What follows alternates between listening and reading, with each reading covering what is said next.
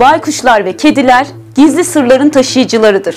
En eski inanışlardan en tehlikeli büyülere kadar hepsinde kediler ve baykuşlar kullanılmıştır. Bunun nedeni ise bu iki canlının diğer varlıklara göre göz perdelerinin daha açık olması ve başka alemler arasında geçiş yapabilmeleridir. Kediler alemler arasında en çok geçiş yapabilen, şeytanları ve ifritleri görebilen canlılardır. Kediler hakkındaki en ürpertici olay ise cinler bir şekilde bürünecek ise o şekil genellikle siyah kedi olur.